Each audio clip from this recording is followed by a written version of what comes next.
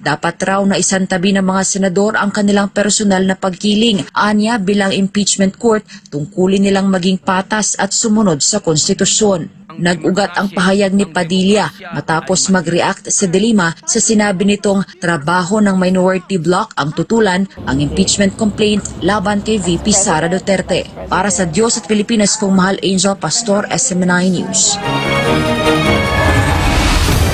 Marangkada ang aksyon at malasakit sa Singapore Basketball Center sa pagbisita ng PBA Moto Club Team Amazing. Isang makabuluhang charity game ang naging sentro ng saya at pagkakaisa para sa ating mga kababayan sa Singapore. Si Renju Modekilio magbabalita.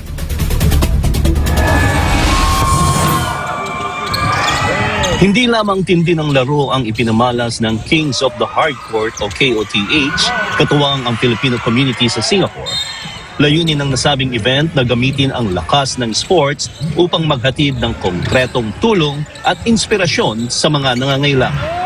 Higit sa kompetisyon, ang aktibidad ay nagsilbing makataong inisyatibo upang magtipon ng suporta at mapagkukunan para sa mga charity programs. Sa bawat dribble at puntos, layon nitong patibayin ang diwa ng bayanihan sa labas ng bansa. Pinangunahan ng mga tanyag na basketbolista at dating PBA stars na sina James Yap, JJ Helterbrand at Rico Meyerhofer ang laro. Ang kanilang presensya ay nagbigay ng pambihirang sigla sa mga OFW na nanood at sumuporta. Our experience here in Singapore has been an honor and privilege for us. And yung pag-welcome ng mga Pilipino kababayan natin, overwhelming.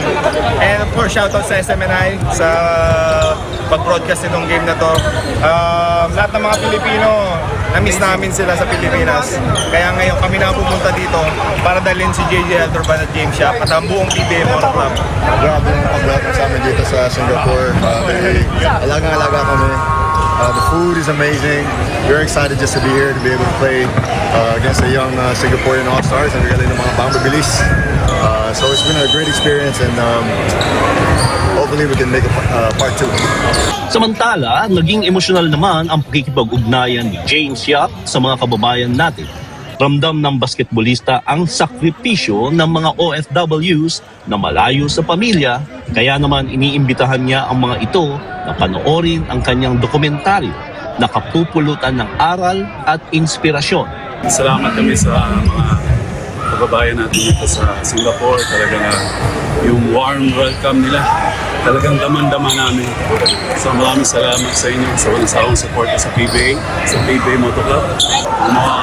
Sana kung may time sila, manood sila ng dokumentary ko sa live ko kung paano tayo nag-start, kung saan tayo nanggaling. Kasi alam ko naman yung malayo sa pamilya, nararamdaman ko rin yung before. Kaya kung panoorin ninyo, kung sa tagumpay, dokumentary ko, panoorin nyo. Marami tayong matutunan, marami tayong mabigyan ng inspirasyon sa dokumentary nyo. Nagpaabot din ng kanyang suporta si Ambassador Medardo Macaraig. Ayon sa kanya, mahalaga ang mga ganitong inisyatibo na nagbubuklod sa komunidad at nagbibigay ng panandaliang ginhawa at saya sa mga Pilipino sa Singapore. Isa na namang malaking pagsasama-sama natin ito, mga paglalaro ng ating mga PBA players dito sa Singapore. Maraming salamat sa mga lahat ng manlalaro dahil pinasayan nyo na naman ang mga Pilipino dito sa ating Singapore. Maraming salamat po. Ayon kay Alex Ebreo, isa sa mga organizer mula sa Kings of the Hardcourt, ang proceeds ng event ay mapupunta sa mga napiling benepisyaryo, ang bukal ng kapayapaan para sa mga inabandonang kabataan at ang bahay aruga para sa mga pediatric cancer patients. Nangyayari po ngayon ang aming event charity game para sa bukal ng kapayapaan at mga abandoned children sa Pilipinas. Ang purpose po nitong ating ginagawang event na ito ay para matulungan ng mga batang may cancer sa Pilipinas. Ang inyo pong mga pagtulong sa ginagawang event na ito, sa basketball ito. Nandito po ngayon ang PBA Moto Club ng Pilipinas at nandito din po ang ating mga manlalaro na tumutulong at mga manonood na tumutulong-tulong sa event na ito. Ganun din po ang King of the Hardcourt at ang Heart of the Basketball ng Singapore. At ang lahat po ay naandito at sa pamamagitan at pakipagtulungan ng SMNI Network.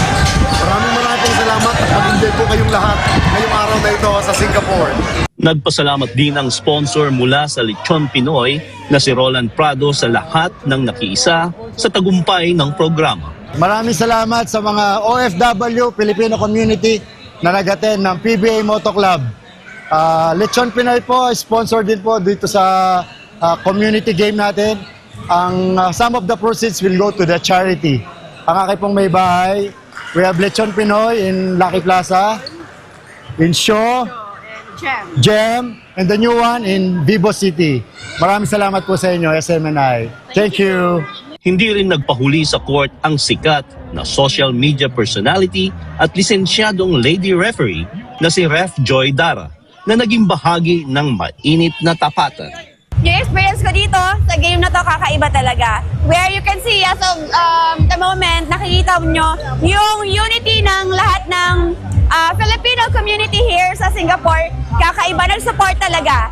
And yung beneficiary po natin is for the unprivileged kids at yung mga wala na pong matirhan. So it's for a cause. Kaya it's an event, it's a wonderful event. That is my experience. Thank you so much, SMNI. I really appreciate you guys and glory to God for everything.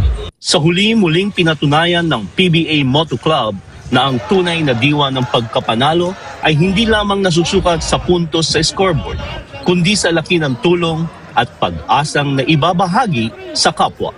Ito si Renju Modiquillo, inyong Global Citizen Correspondent, nag-uulat para sa Diyos at sa Pilipinas nating mahal.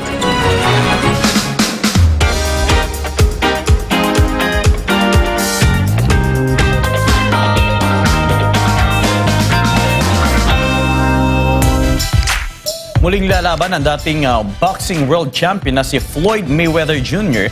sa isang exhibition bout kontra Greek kickboxing star Mike Zambidis sa Athens sa darating na Hunyo 27.